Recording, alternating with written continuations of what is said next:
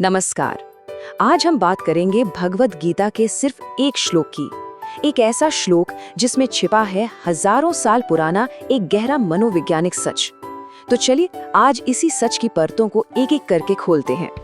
सोचिए, जब कोई लीडर युद्ध के बिल्कुल मुहाने पर खड़ा हो तो उसके शब्द वो सिर्फ उसकी रणनीति नहीं बताते, बल्कि वो शब्द उसके दिल में कहीं गहरे बैठे डर का आईना बन जाते हैं। और आज हम राजा दुर्योधन के कहे ऐसे ही शब्दों की गहराई में उतरेंगे। तो चलिए सबसे पहले सीधे चलते हैं कुरुक्षेत्र के मैदान में और सुनते हैं दुर्योधन के उन शब्दों को जो इतिहास का हिस्सा बन गए। तो ये है वो शब्द। दुर्योधन अपने गुरु द्रोणाचार्य के सामने खड़ा है और अपनी और पांडवों की सेना की तुलना कर रहा है। सुनने में तो ये बिल्कुल आत्मविश्वास से भरी एक हुंकार लगती है ना? पर सवाल ये है कि क्या वाकई ऐसा है? अब इस श्लोक की असली गहराई तक पहुंचने के लिए इसके शब्दों को समझना बहुत जरूरी है। तो चलिए इस प्राचीन संस्कृत की गुत्थी को मिलकर सुलझाते हैं। आइए एक बार इसके उच्चारण पर ध्यान देते हैं। अपर्याप्तम तदस्माकं बलम भीष्माभिरक्षितम पर्याप्तम त्विदमेतेषां बलम भीमाभिरक्षितम। देखिए, इस श्लोक का सारा रहस्य असल में सिर्फ दो शब्दों में छिपा है। पहला शब्द है अपर्याप्तम, जिसका मतलब हुआ असीमित, यानी जिसकी कोई सीमा न हो। और दूसरा शब्द है पर्याप्तम, यानी सीमित, लिमिटेड। अब देखिए दुर्योधन क्या कर रहा है। वो अपनी सेना के लिए असीमित शब्द का इस्तेमाल कर रहा है और पांडवों की सेना के लिए सीमित। तो अगर हम इसका सीधा सीधा हिंदी में अनुवाद देखें तो वो कुछ ऐसा बनता है। हमारी सेना जिसे पितामह भीष्म संरक्षण दे रहे हैं वो अपार है, लेकिन पांडवों की सेना जिसे भीम संभाल रहे हैं वो पर्याप्त है, यानी कि सीमित है।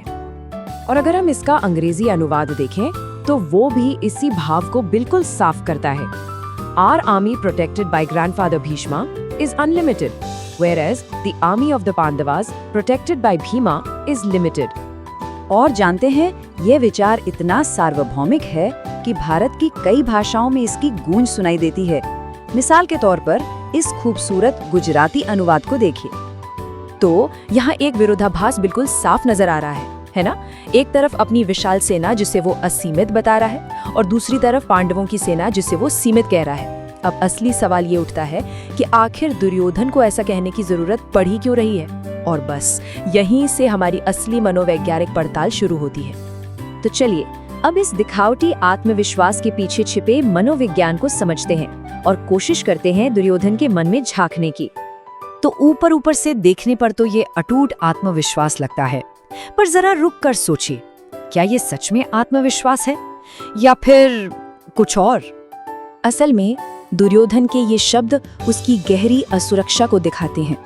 देखिए, अपनी ही ताकत को बहुत ज्यादा बढ़ा चढ़ाकर पेश करना और सामने वाले दुश्मन को कम आंकना, ये दोनों डर को छुपाने के क्लासिक लक्षण होते हैं। वो बार बार भीष्म जैसे एक महान योद्धा का नाम ले रहा है, मानो खुद को और अपनी सेना को तसल्ली दे रहा हो।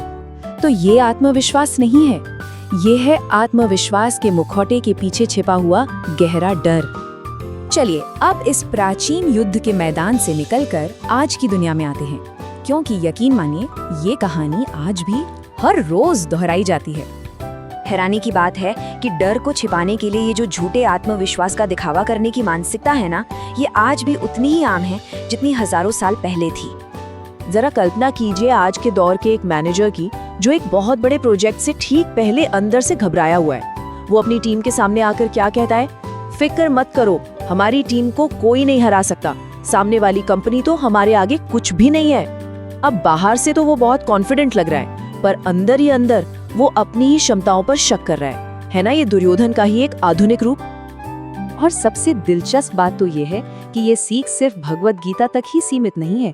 ये एक ऐसा सार्वभौमिक सत्य है जो हमें कई दूसरे प्राचीन ग्रंथों में भी मिलता है।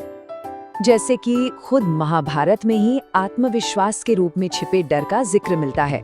मनुस्मृति हमें चेतावनी देती है कि अपनी ताकत को जरूरत से ज्यादा आंकना विनाश को न्योता देता है। महान चाणक्य नीति हमें सिखाती है कि दुश्मन को कभी कम नहीं समझना चाहिए। थिरुकुरल कहता है कि मूर्ख ही डींगे मारते हैं, जबकि बुद्धिमान अपनी सीमाओं को अच्छी तरह जानते हैं। और योग वशिष्ठ के अनुसार डर ही भ्रम पैदा करता है। बिल्कुल वैसे ही जैसे दुर्योधन के मन में अपनी असीमित सेना का भ्रम पैदा हो गया था। तो इन सभी महान विचारों को मिला के इस एक श्लोक से हम असली ताकत का सार कैसे निकाल सकते हैं? क्या है इसका निचोड़? देखिए, सबसे महत्वपूर्ण सबक ये है, असली ताकत डींगे मारने या दिखावे में नहीं होती, बल्कि मन की स्पष्टता में होती है। दूसरा, जब आत्मविश्वास के साथ विवेक या समझदारी नहीं होती तो वो सिर्फ अहंकार बनकर रह जाता है। और तीसरा और सबसे जरूरी, बहादुरी के नकाब के पीछे छिपा हुआ डर हमेशा हमेशा ही इंसान को पतन की ओर ले जाता है। और अंत में ये श्लोक हम सबके लिए एक बहुत गहरा सवाल छोड़ जाता है, एक ऐसा सवाल जिस पर हम सबको सोचना चाहिए कि जब हम डर महसूस करते हैं तो क्या हम अपने अंदर झांककर स्पष्टता ढूंढते हैं या फिर बाहर की दुनिया को झूठी बहादुरी का दिखावा करते हैं।